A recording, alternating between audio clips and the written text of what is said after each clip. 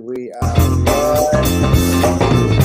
I am just a man in recovery doing my very best to share a positive message of love and hope to anyone out there struggling. My name's Danny Shannon.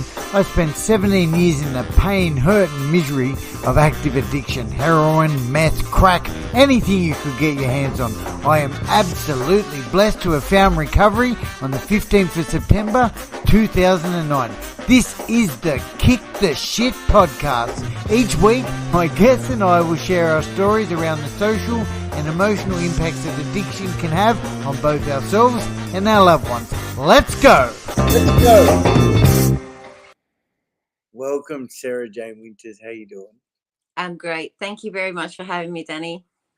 Super excited. SarahJane has just celebrated 3 years recovery on the 20th of October, just 8 days ago. SarahJane, before we kick it off, welcome to everyone. I just want to give a big shout out to Koahani, who sponsored this podcast. Bless you, Koahani. Koahani are helping you help yourself. They supply NDIS support and support coordination. Much love, Koahani. And SarahJane, it's been such an honor to know you and to be a part of your journey. And I'm really looking forward to helping you celebrate by sharing your story with our audience today. Thanks, Danny. I appreciate it. So, guys, there's lots of people in the live. Thank you for being here. You see the little trickler at the bottom. We'll take some questions and comments at the end.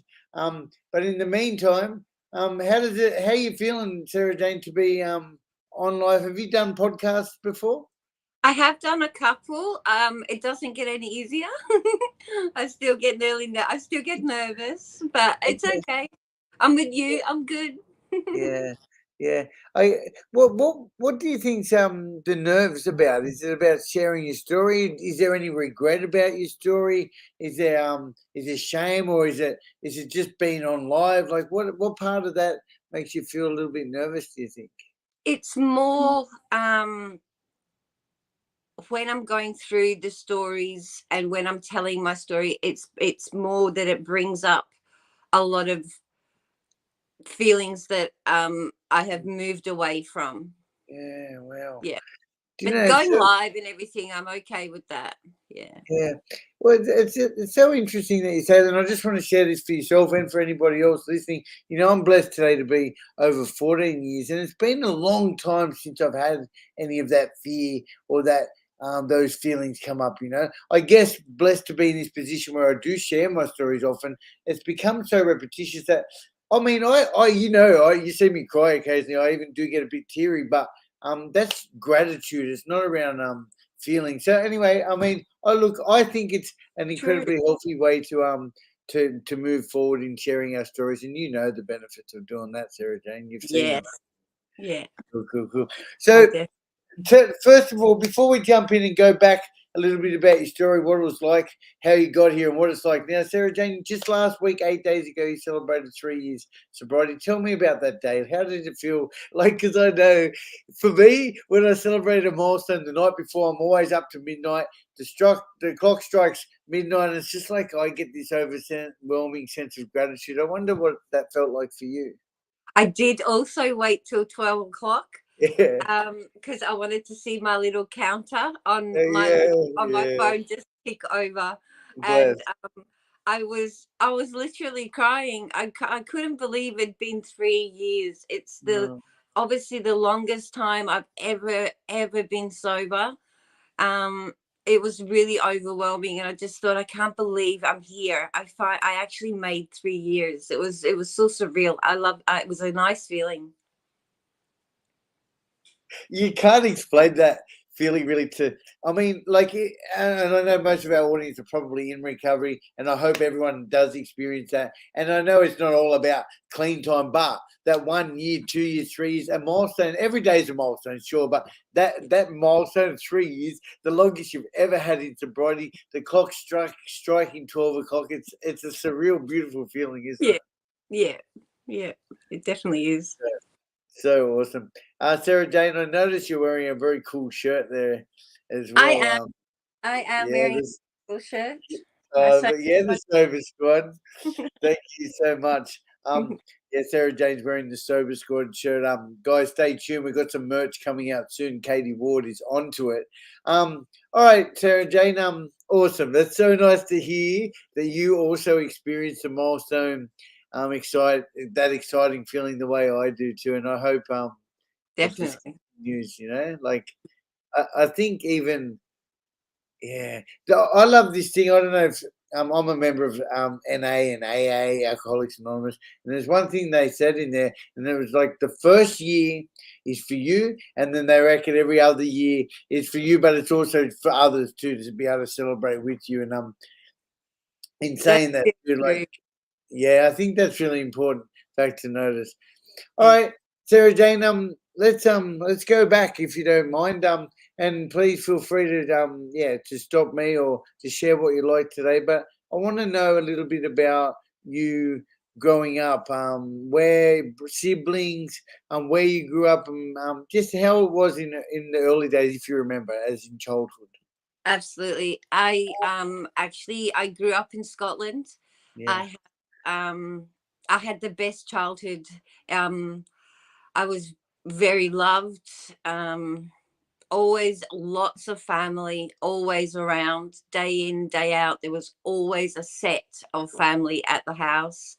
Um, I was a gymnast. We went to the Commonwealth Games. That was a massive achievement.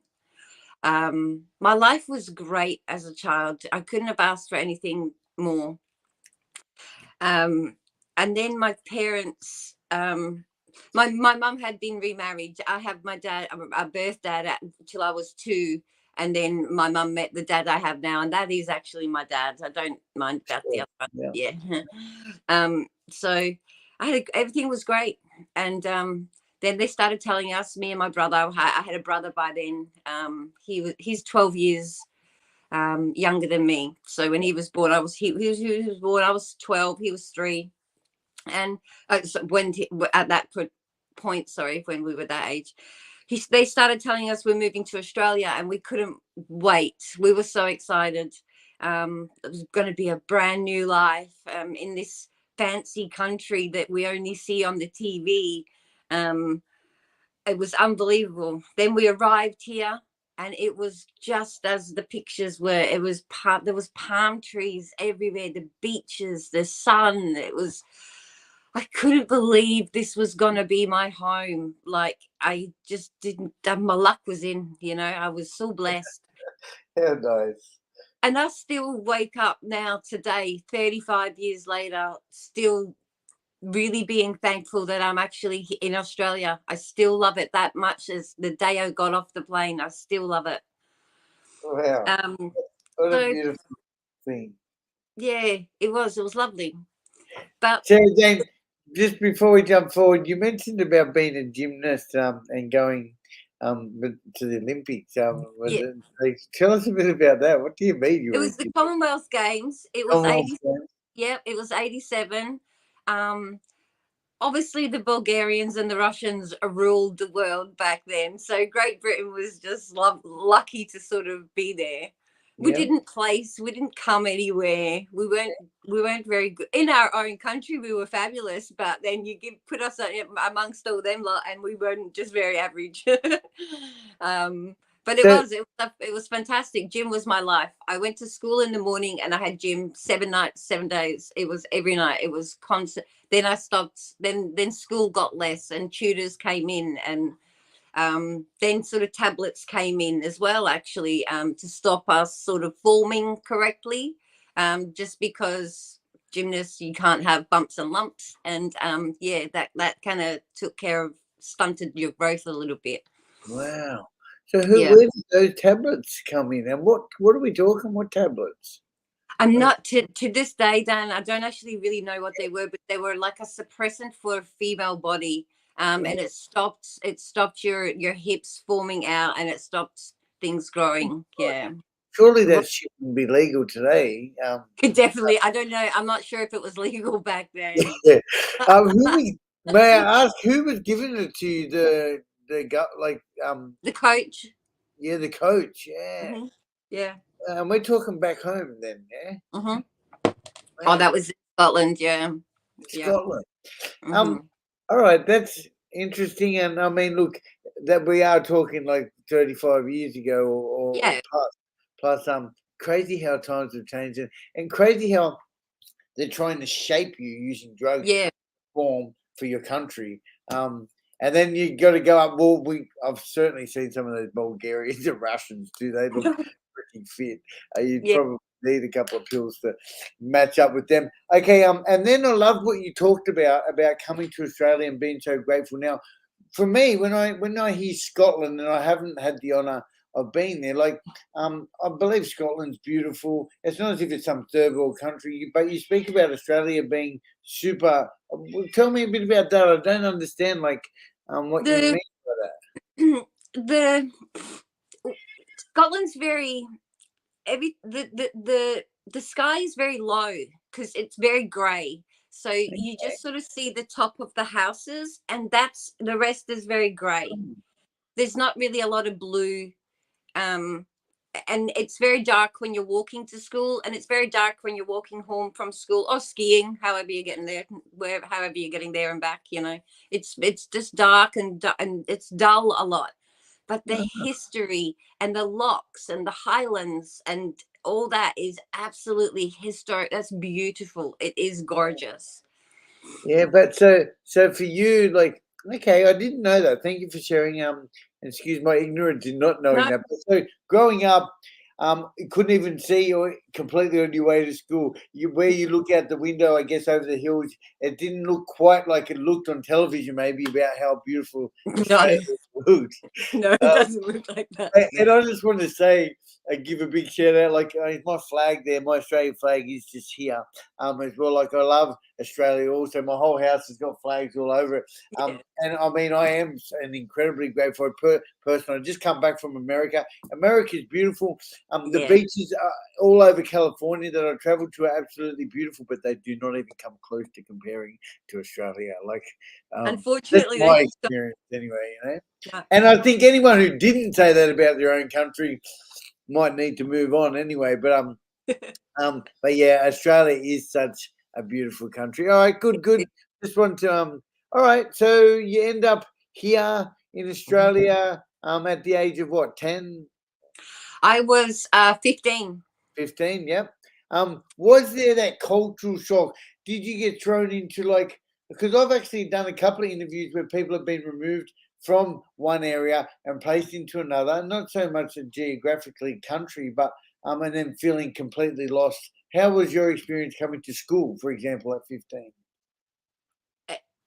Or was there I would school? say I've not really been sad too much in my life. Like I've done stuff that's made me sad, but I've not really had super sadness Yep. until at that age, until then, until I went to school. Mm. It was devastating. No one could understand a word I was saying for a start. The breakdown of words, the words I would use for a sandwich didn't mean sandwich over here, and I didn't know what yous were saying. um it was a culture I was not ready for. It was very alone.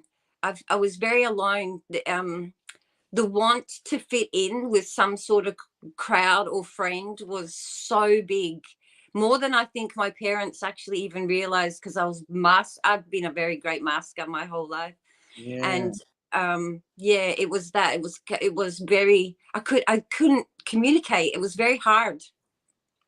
Wow. So it was Very, exactly what I was thinking. Yeah. Okay. yeah, I wasn't But yet expecting. you talked about how beautiful it was here, and so you just seem like this super grateful person, but yet the Yeah, struggle was in your I'm face from the still, minute you and I'm still so grateful. I'm still had so that. great. Yeah. I got over that. It was, you get over it. It was fine. But at the time, when you're 15 and you can't communicate with a teacher, even the word toilet is different. Do you know? It was everything. Everything was so different. And my dad was out of work. My dad couldn't get work. In 1991, Australia was in the biggest recession. Our stuff got delayed, so we had the ship didn't come in, so we had no really any of our belongings. We were living on in someone else's house with their things, and it was really terrible. It was really terrible. How long did that But go on for? And when did you about pick up drugs? Had you touched any drugs or alcohol at this stage at 14 before no, you came to Australia? no. The You know, first the Australian first culture will do that to you. yeah, Okay. the first 6 months, I just went to school and just tried to blend in and try and make it and then I found a British girl, the only other one in the school. Trouble, There was the trouble two for of us. sure. Huh? There was the Yeah, two of us. yeah, goodness. I had a friend and she sort of introduced me to the rave scene, and that's where the drugs started. A lot of people from school were going to the raves, so I thought, yep, that would be great. Back then, it was just Where were you dancing, living? fun. Where were you living? What In state? WA, Perth, WA. Perth, Jesus. Okay. Yeah. yeah. So they had a rave And scene back in WA 35 huge, years ago too. yeah, Yeah. huge underground. Go to the nightclub, get your map, I go to the remember. I remember the scene. yeah, real Yeah. old school. It was good, but Yeah.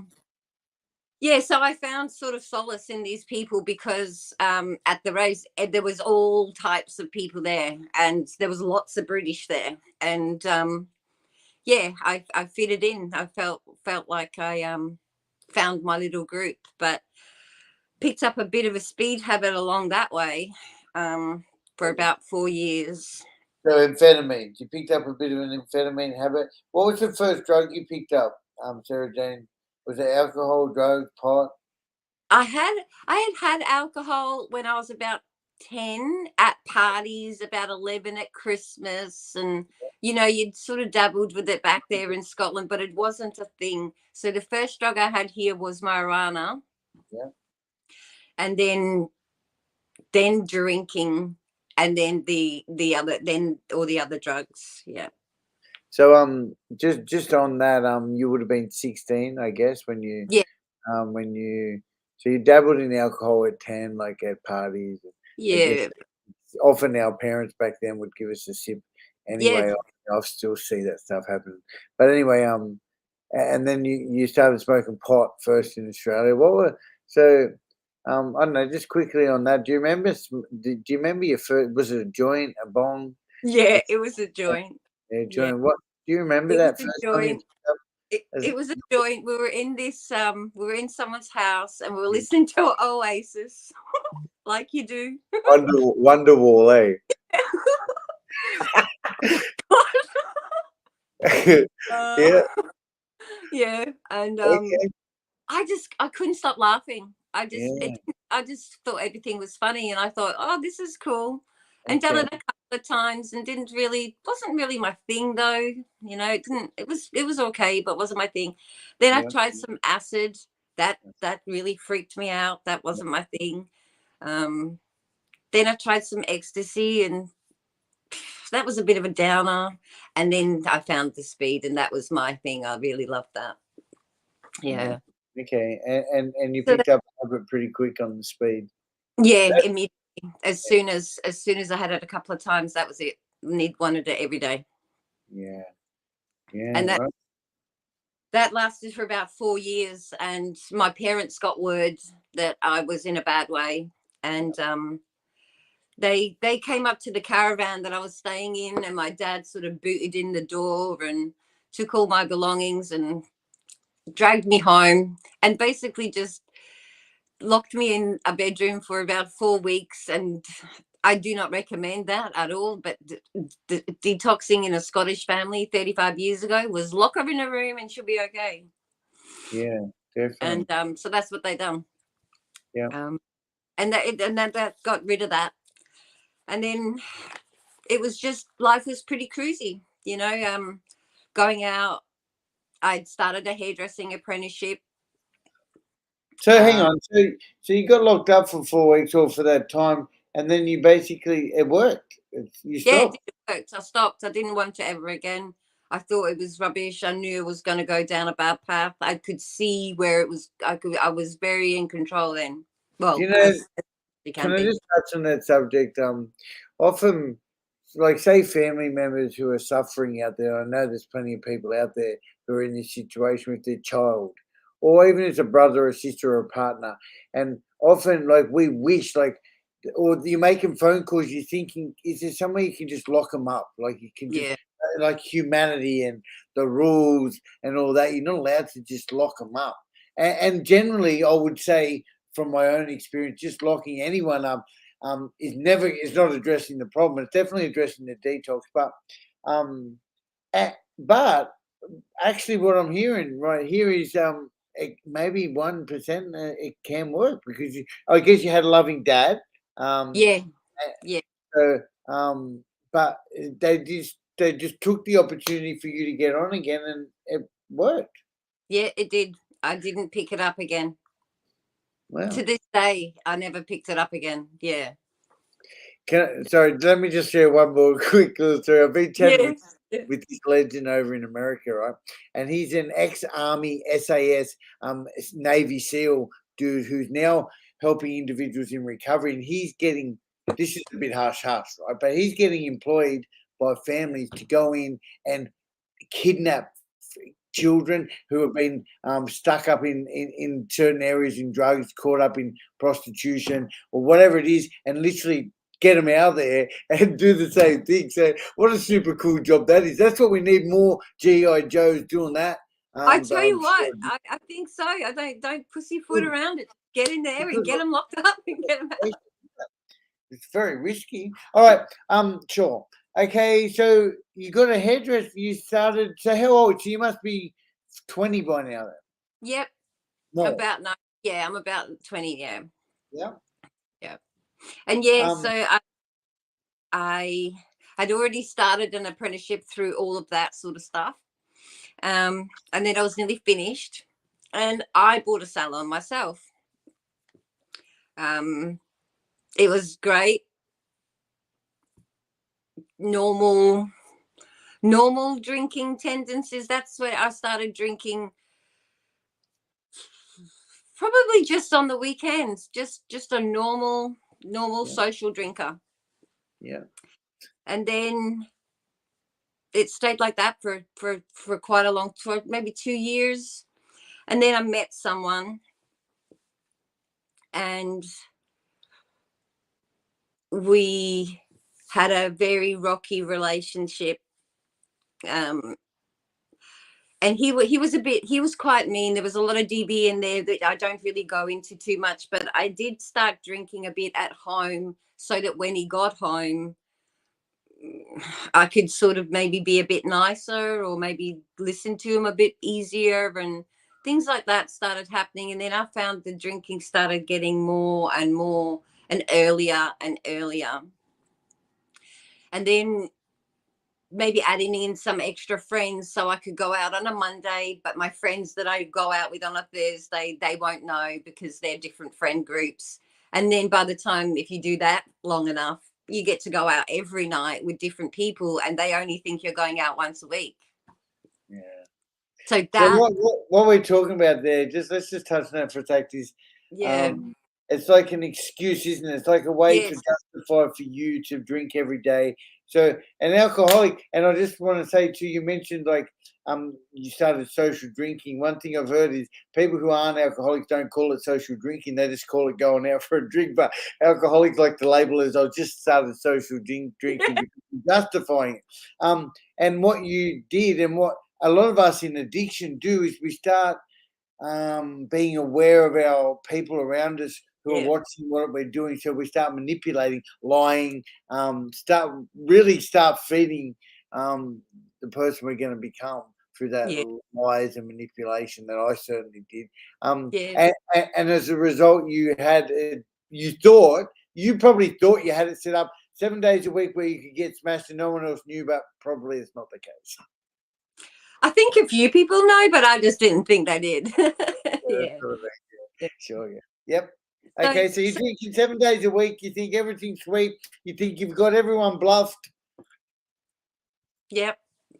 And maybe I had a couple of incidents with my stomach back then as well, that I went into the hospital with my pancreas very early on, like very early on. and I just ignored it. I just thought, oh, I'll cut down, or I won't drink wine. I'll just go on beer. That's not as bad. Um, just did things like that. But then when when it when it started becoming a problem is when the custody battle started. Obviously, You got me and children, him split up. you got children by this stage, obviously. We had, yeah, we had, when I'd met someone, we had very quickly had children. It was not planned, and we very quickly had children. So within 2 years, I had the two kids. And we split up, and that's when we split up. I started drinking a bit more then because of just being a bit stressed. But then when I met someone else after that, I got a letter explaining that the other party wanted to go for custody. That that shook my entire world. I did not know, because legal things I've never been involved in. So I was like, why is this happening? So then the drinking really, really started. Um, Drinking a little bit more on my day off for the whole day, or just on a Sunday for the whole day, when really it was always after work. Now it was starting to croach into the daytime. And then unfortunately, I got a letter from the lawyer that sent me into a spin, and I did drive my car. I drove my car to the bottle shop, to the car park. I bought 2 bottles of vodka, drank them, and passed out in my car, and then woke up to police. I got done for drunk driving, obviously, because I was sitting in my car. I lost my license. And then just it was drinking then became an event. It became, how am I going to get into the bottle shop, hide the bottle on me to get back into the car so that whoever was in my car didn't see that I was carrying alcohol. So I would maybe go in, buy a little bit of something like a light beer, but have a big bottle of vodka down my pants, or that I'd paid for, but just didn't want it to be seen in the car. Then I started placing it around the house, and then I started hiding it majorly. Then I lost the salon. My family started being a bit distant when I really, really, if not needed them more so, going through the whole custody thing, but they needed to take a step back at the same time. That all just went on for like a lot of years. I would say 4 years of back and forth to the back and forth with the custody, back and forth with the children. As soon as they were out of my care, back into his care, I was just straight to the bottle shop, drink for the whole week. And then pick the kids up and act as if, happy, hi. And you're just So, not all. what was the arrangement with the kids then at that stage? Like, you It just was, said you picked the kids up. So it, what was the time at the arrangement? beginning, at the beginning, it was 4 days and 3 days and 4 days and 3 days. Half, yeah, 50-50. Yeah, but it Sorry. kind of, it didn't go like them certain days. It was always 3 and 4. So Yeah. you never knew in 6 months' time if you had them on that weekend. It was quite confusing. Yeah. Okay, but previous to that, and I just want to touch I had. on the fact of not having your children with you and the impacts that would have had on you, because like in that whole fiasco going on, you mentioned you spiraled out of control. You started drinking daytime, 24 hours a day. Some days you'd be drunk. Can we just talk a little bit about that? It's a horrible, scary feeling. I lost care of my daughter for a couple of weeks once, and it was the most horrible thing in the world. Like, I fucking went crazy, So, Yeah. just wanted, yeah, how did that feel? Like, do you want to talk how the I effects of that? I actually did not cope with that at all. Um, the final letter, when they changed us to 50-50, and it was going to be a whole week away, which the 4-3 seemed bad, but when they said a week, I got extremely angry and Yeah, selfish at myself, and I tried to unalive that night after we came back from the court, because a week was too long. of course. It's a scary, horrible Three thing. days is like just over the weekend. 4 days is a long weekend. You can get away with better. But 7 days, I couldn't compute that in my head that that would work for me. It was too long. Um, and then because I had done that, I lost them completely for 9 months, and I had to go through all the evaluation stuff, parenting classes again, all that sort of stuff. And then I had to go to supervised visitation, which was very degrading.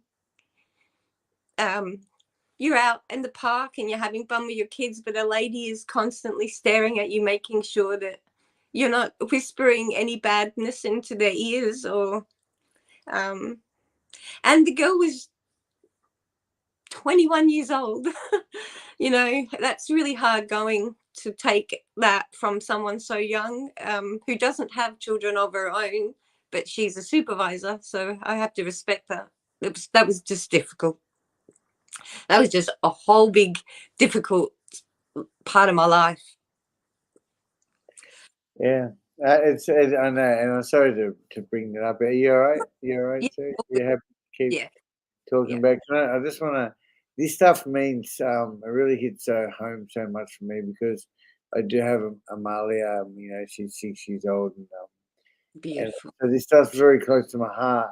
And through with my own boy, who I was absent for most of for the first half of his life, jails, institutions, like at the time, I was so selfish. I was not until after the fact that I can look back at it. But where I'm going with this is you just Yeah, talked about the supervisor. Um, the supervisor being there to look after your kids, you being limited, you've had the kids taken away from you full time for 9 months. Um, and as hard as that is, SarahJane, we also put ourselves in that position, didn't we? 100%.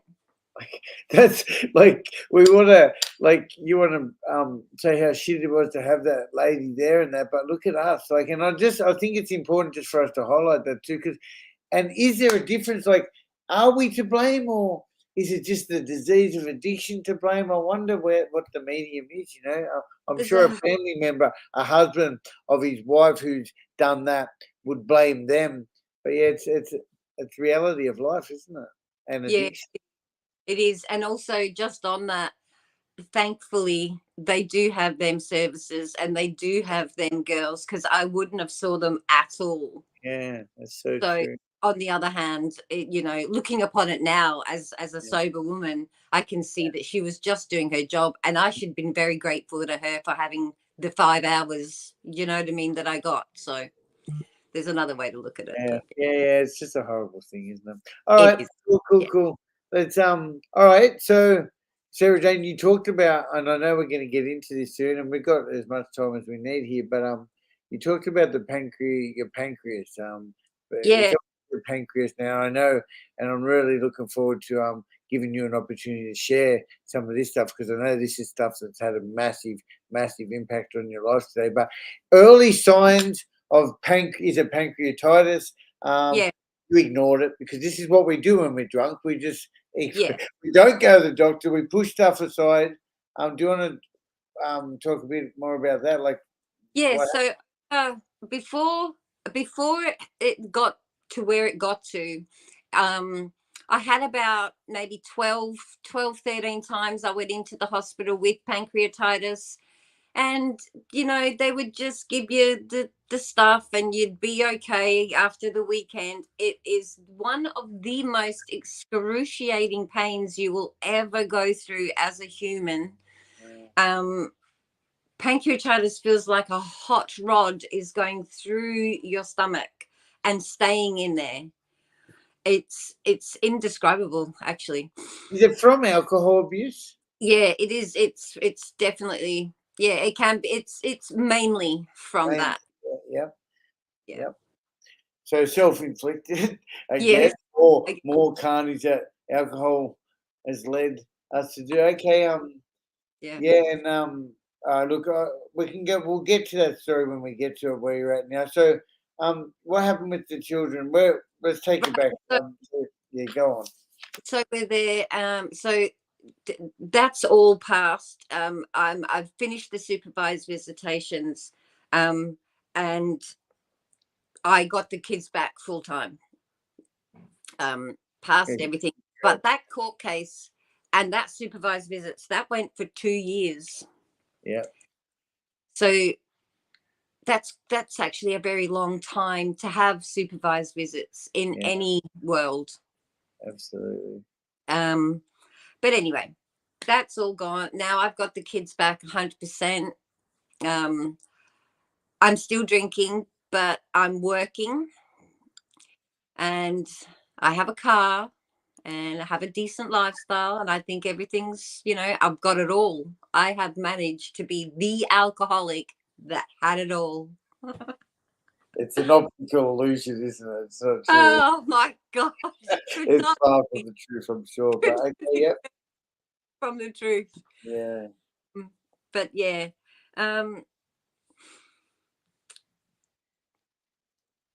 So life continued. The kids, because the way the things were and the way I was, there wasn't very many rules at my house. The kids could pretty much do what they wanted, respectfully. But it was a chance every time they left or they went out or they had someone else over, then I could just drink and with my partner and just be do what we do in there and drink away, and they can have all their friends, and I thought it seemed to work. Meanwhile, the kids were getting up to all sorts. They were in all sorts of trouble. That was not a very nice stage either. And then the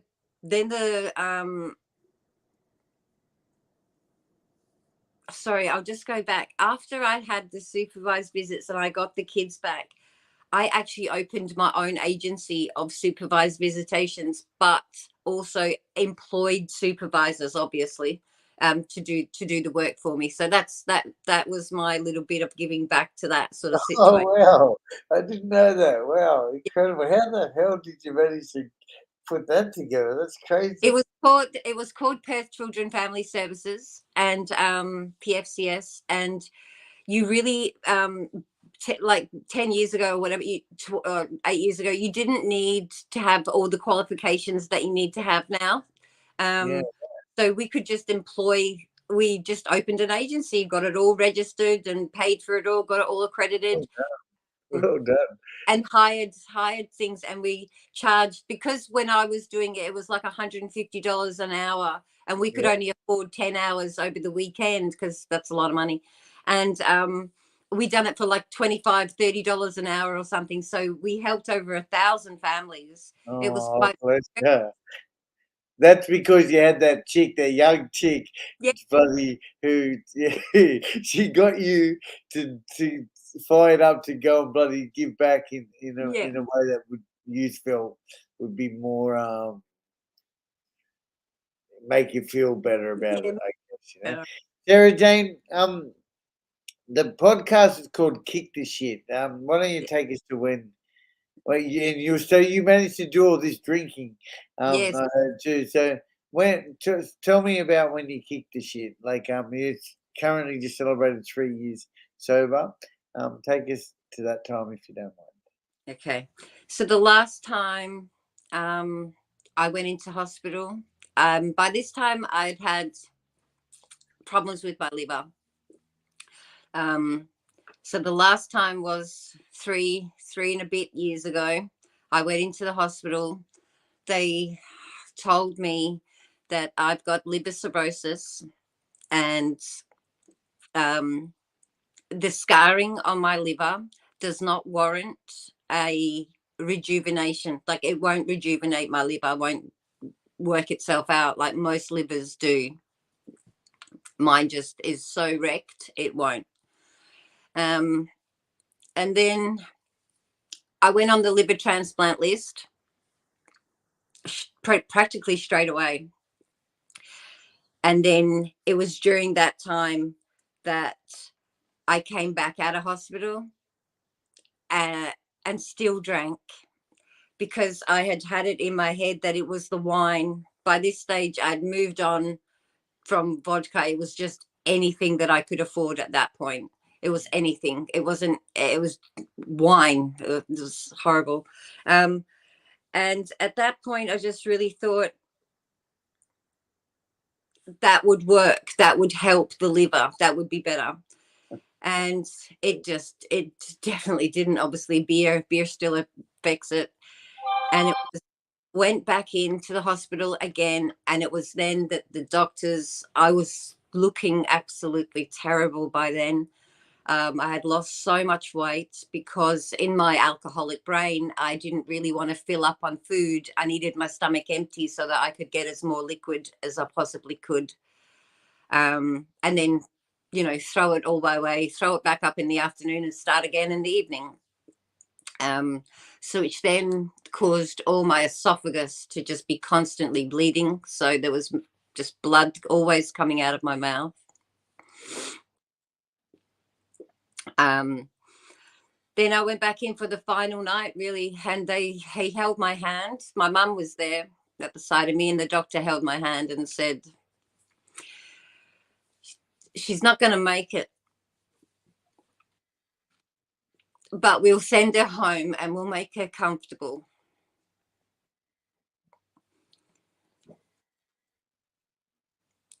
And so we went home with this lady, and they had me hooked up to all these machines. The kids were just sitting there. The kids are older by now.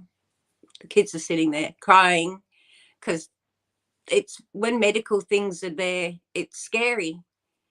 Of course. They gave me the last couple of shots for the night of the morphine and said, "Oh, we'll be back in the morning." And then they said to my mum, "You want to sit with her? You want to stay tonight?" Which, obviously knowing now, meant I was probably going to pass that night. So basically, that's mum to say to you, because you're going to die. Said my mum and dad said, "Is your husband coming down?" She said, "I can't." Because I would really prefer you to get your husband and your son to come down and spend the night with her tonight at home with the kids. That's what we did. I was just lying on the couch. I could hear everybody. I could hear them talking around me. I could hear it all going on in the kitchen, and Mum had dropped cake. They got kicked. I knew someone dropped cake. I could hear that, but it was all very muffled. And then Mum and Dad were lying down on the other couch. I could see them, and it was like I was looking down on the situation. It wasn't really like I was in that living room. It didn't really feel real. And then Montana had come to me with her earring, something about an earring, the back. She didn't know something. And I looked at it, and something in my head just said, "No, this isn't the end." I'm so sorry. It's just, if it wasn't for that earring. And I just kept saying, "Please take me back to the hospital. This isn't my time. I'm not going." And then the kids were like, Granny, Mum's delusional. She thinks she's okay. And I said to my mum, no, take me back. And they said, she means it. She means it. Something's wrong. Take her back. And they took me back to the hospital. And I don't know how I responded to one of the tablets. I'm so happy. I'm sorry. Me too. And my doctors, everybody came rushing. What? Why? What's happening?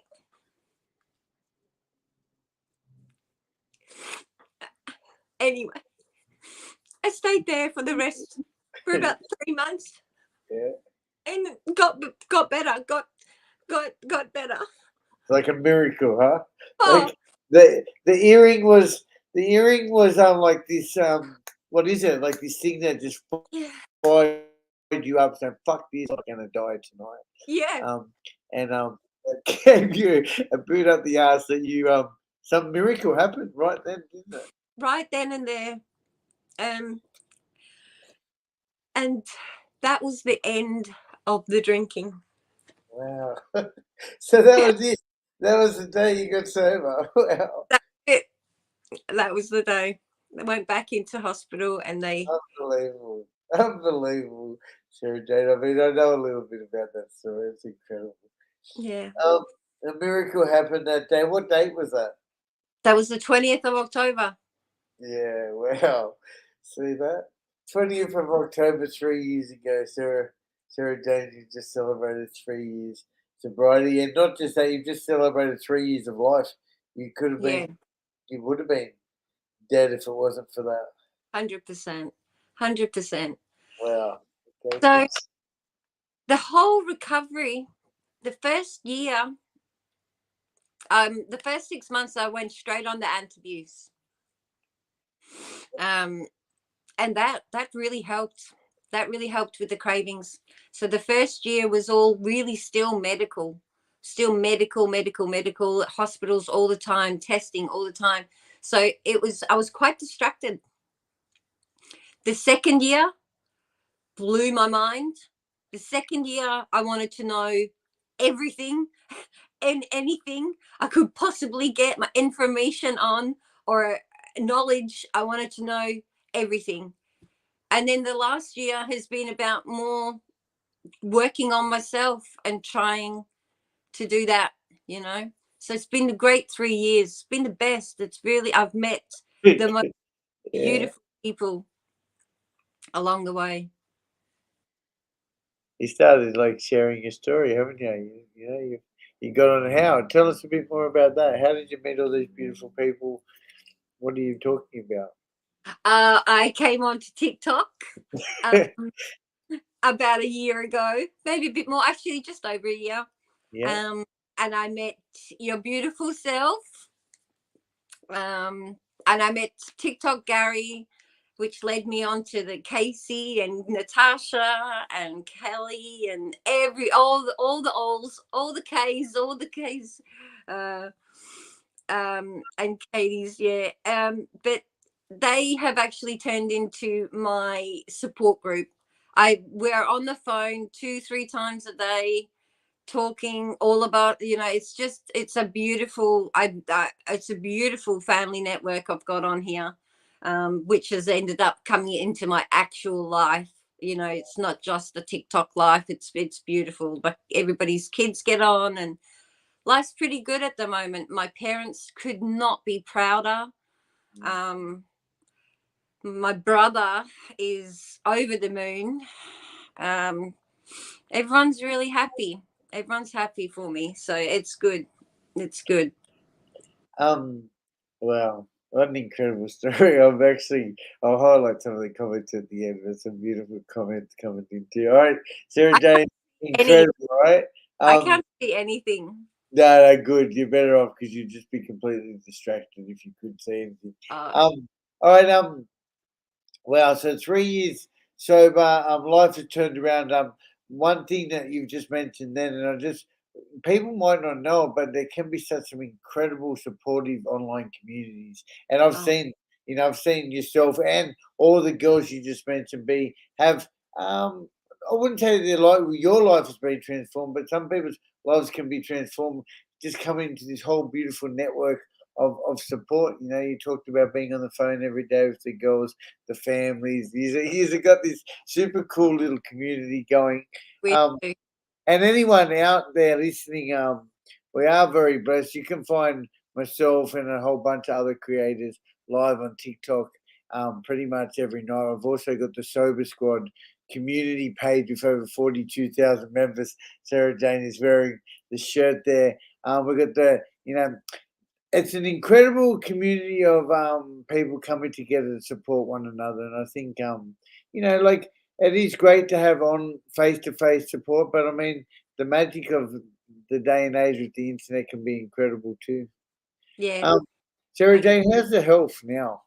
Okay, so now we're still battling a little bit, you know. I'm probably from maybe 4 or 5 times a week at the hospital. I'm probably down to about one or two a fortnight. Just getting my regular tests and everything like that. I'm back on the transplant list, which is fabulous. My liver's struggling a little bit at the moment. Yeah. So we're back on the list for that. But all in all, as long as I keep doing what I'm doing, keep away from obviously the alcohol, which is, yeah, that's good. And the medication, and keep a calm, try and keep a decent, balanced life, which is very different to the chaotic drama filled life I used to have, but it's much nicer. I'll take this life over that life any minute. I do not miss the chaos. No. All right. Well, so SarahJane, with your health today, I know recently, you got some funding for some teeth or something, was it? I Did you did. get yeah. I That's know that was something that lit you up, but I just want to share. Oh, Let's sorry. talk about that. Yeah, the other thing I did, I've unfortunately I lost all my teeth last year all at once. So it wasn't like I had lost one and had a little chance to get used to it. It was like the whole top went in 1 week. It How? was Why? What happened? I was severely stressed out, Dan. It was Yeah. during the whole rental crisis, which is still going on. Yeah. But we were literally had 3 weeks to find somewhere, or we were really going to be in caravans, stuff in storage. It was stressing me out. It was really stressing me out. I'm on so much medication. I've had that many general anesthetics. It all just came to a head in 1 week. They all just went away. So that was devastating actually to me. That was really, really I've found that really hard to cope with. But me being me, trying to always find the good in it, and masks were in fashion. So I just bought one in every colour. That's very passion. Hey, SarahJane, let's just talk about it and say, what do you mean you lost all of your teeth like in a week? Yeah, How? They, all what do you this mean? whole top, They fell the out. whole top. Yeah, no, they all snapped off. Yeah. The So roots and all, did the roots stay inside? some roots are in there still now. Yeah, Yep. And yeah. top and bottom too? Just not some bottom as well. Yeah, it was like it was like they all told each other's neighbor and Yeah. just all moved out. So basically, SarahJane, am I wrong? Like, after basically all the years of alcohol abuse, all the pancreas stuff, all the medication, all the near-death experiences, basically 1 week you lost all your teeth because of it just came to a head, didn't it? Just Yeah, mainly stress, that I yeah, had applied for stress. 2,000 houses and they all said no. Over, like, I'd applied for every single house in Perth basically, and we were going to be separated, and that's what my stress was. Like, Montana and her friend were going to have a caravan, and me and Madison were going to have a caravan next to each other, and the thought of us being separate was too much for me, because that creates spot chaos for me, because I've been separate from the kids before and it didn't end well. So my whole thing when they came back was just keep us all together. And I know that's not practical. They're going to move on and move out. But at that particular time, I was like concentrated on just keep us together. That was sort of my main focus. But well, yeah, so, but you got some funding for some new teeth. I got some funding, and everything's going the way it's going fine. I've just had some impressions taken last week, so that's headed in the right direction. But he said before Christmas I should have some teeth, so it'd be nice. It's so good. I love it. And look, I want to also just touch on before we wrap it up and go and take some questions and ask you a couple of important questions. So with your liver now, I mean, and with everything that's going on, is there any way, just in case, because I know you're quite ill with all that stuff, is there any way, just in case, we could share, or what is it you need? Like, maybe, who knows, SarahJane, maybe somebody's got some connection that could help in some way. Like, is there anything you can share? You know, not, yeah. What with me with the Yeah, medical? like I know, like you're waiting for a transplant. Yeah, there. Okay, Yeah. that's what I'm talking about. So I'm just saying, what is it that you need to make sure you are going to be okay? Like, if you're in a perfect world, SarahJane, if you could have anything you wanted right now medically, I don't understand all this shit. What would it be? What do you need? It would be a brand new liver. That would be my medical miracle. That would be that's the pinnacle for me. Yeah, Yeah, a brand liver. yeah. Yeah, that's what I'm talking about. Sorry, I didn't get that out very clear. That's No. so if anyone's got a liver, can anyone got a spare liver?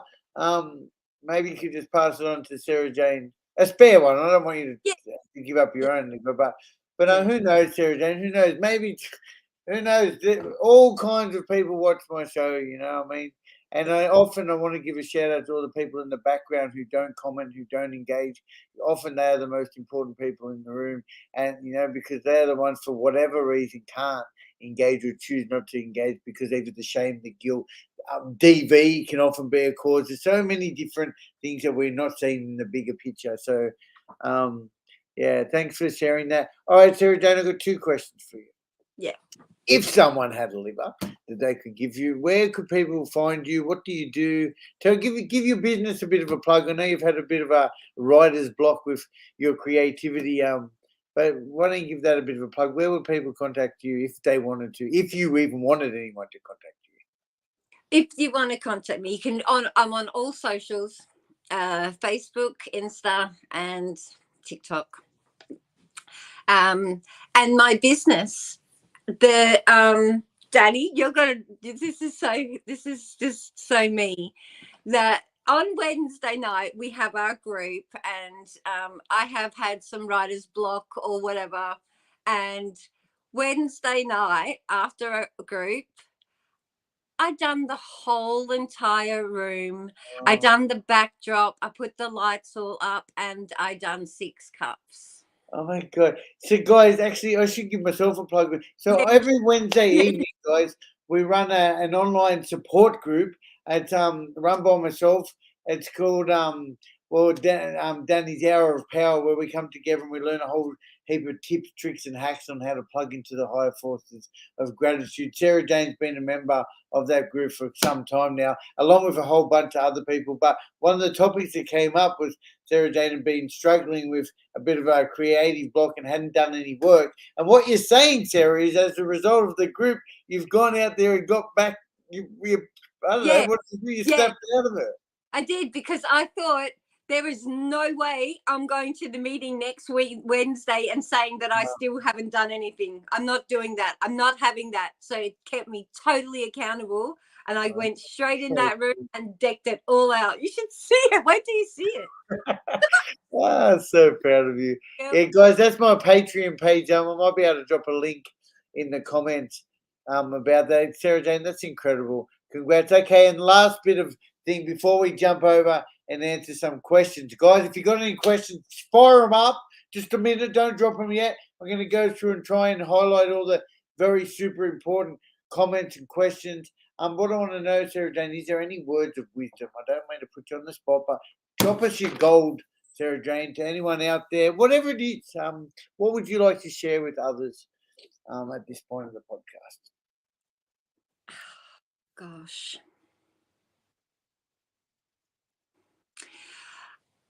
Probably I would like to say to the alcoholics, or if you think you've got a problem, just talk to someone or tell someone that you're struggling before it's too late, because 1 minute it is okay and the next minute it's not. I have medically injured my whole entire body for the rest of my life over liquid. Just reach out if you think you've got a problem. Yeah. Good stuff, SarahJane. Thank you. Yeah, guys, you heard it straight from SarahJane. You know, the liquid, the poison. It's just a pinch. Alcohol is a drug. I'm a bit of a Nazi with my total abstinence. It's a model I follow. You do whatever you do. For me, drink, drugs. A drug is a drug is a drug. It's all the same shit. And alcohol is probably the most legal poison available. And that doesn't mean that alcohol, everyone abuses alcohol. I understand that there's people out there that can have a social drink. But if you're calling it a social drink, you might want to have another think about that. But yeah, there you have it. Like well done, SarahJane. Thank you for sharing your story today, guys. Before we jump over to some comments, actually we'll just jump over to the comments. SarahJane, you good? How you feeling? I feel good. All right. I would just All right. I'd just like to say it's funny what you try and convince yourself of. Like a lot of the times when I had been in the hospital and I'd come out and my mum had said, "Is everything okay?" I go, "Yeah." Do you know what? They told me just to drink shandy. Oh yeah, You know, you thought you'd stop the wine, you drink beer. Oh, yeah. fucking dude, Still have trying to a get bit of lemonade with the shandy. Hey, Aaron.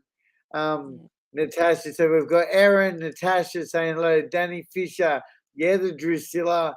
Amanda J.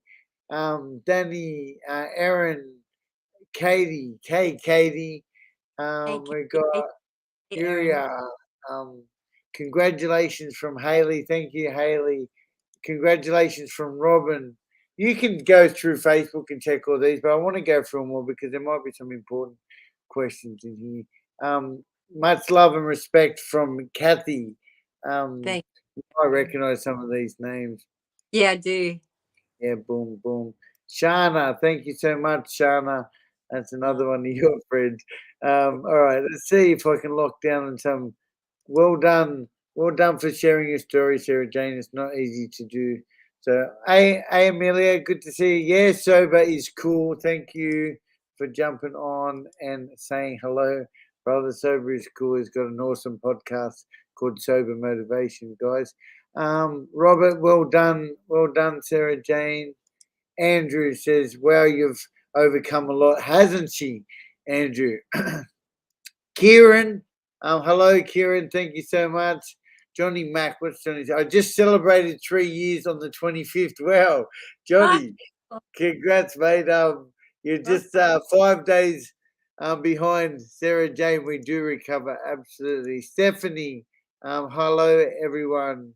Okay, let me see. Congrats on your sobriety from Stephanie. Hello from St. Louis. I'm 4 months clean of fentanyl. Hey, Alexa, congratulations. Hey, Tracy sent. Yeah, guys, drop your comments now. I'll come and highlight them if any new ones come in. All right, I'm just seeing who else we got here. Natasha, so much love for you, SarahJane. Melissa, here's Melissa. Oh, SarahJane, doesn't matter how many times I hear your story, I still end up in tears. I know everyone was in tears at one. Look at old Aaron. I'm bawling my eyes out. So was I, hey, Aaron. I'm such a softie. Drusilla's now bawling her eyes out. Crystal, hey, Hey, legend, and congratulations. Thank you so much. Maddie says you are a queen, SarahJane. Thank you. Jasmine, hello, watching from Philippines. Hey, Jasmine. Katie. Susie, please give me inspiration or I will die. Much love, Susie. I hope you can catch the replay. And anyone watching here now, you can catch all our other 25 other episodes of Kick the Shit podcast on all your favorite podcasting platforms. What a beautiful miracle, SarahJane. Keep pushing forward. Thank you, Midge. Amanda, I'm pretty sure Amanda was crying as well. I don't know if I highlighted her comment. Yes, Drusilla, thank you for the shout out about Patreon. That's our online group on a Wednesday night. Okay, looks so good. Katie's talking. Still on it. Oh, that's Siri. Katie must be talking about your room. Your yes, room looks so good.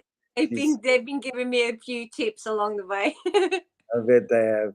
Maddie, I'm 4 years in February. On you, Maddie. Come here. Go to Maddie. Drusilla, my question is, how do I buy a cup? Some cups. How does anybody buy some of your creative cups, SarahJane? Okay. So what's your business called? What's it called? It's called Glitter Rocks. Glitter Rocks, eh? Oh, yeah. And what do you do with Glitter Rocks? We do customized snow globe tumblers and glittered glasses and bottles and things like that. They're good for thanks, Kimmy. They're great for gifts and things like that. Yeah, they're beautiful. They are on TikTok or Insta or Facebook. Yep. Anya Clint, congrats to you too. And Frank, your last comment, absolute legend, Frank. You are an inspiration, SarahJane. Wow. Everyone who jumped on the live, the podcast, thank you so much for your support and encouragement. So good to hear from you, SarahJane. You did get me a bit teary as well. And like you said, it's gratitude, like it just spins me out. I love that we can help motivate and inspire other people by sharing our stories around the pain, hurt, and misery, helping other individuals, get educated around the social and emotional impacts that addiction can have on myself and my loved ones. So thank you so much for your time today, SarahJane. Thank you, Danny. Thank you, Danny. All right, one more massive shout out to these guys. Kohani, helping you help yourself. Kohani supply. I never get this right. Supply NDIS support and support coordination. Much love, Kohani. Thank you so much for sponsoring the podcast. And guys, catch the podcast on all your favorite podcasting platforms Monday morning. Enjoy the live. Share it out to your friends, and I look forward to seeing you next week. Next week, by the way, we've got Jimmy James celebrating 6 months. This whole last 6 months, Jimmy's been struggling. Well, he's been back on track. So Jimmy James is celebrating 6 months next week. Stay tuned, guys, for that episode. And SarahJane, stay in the studio. We'll just say goodbye to everyone. Thank you, everyone. Very much, guys. I appreciate it.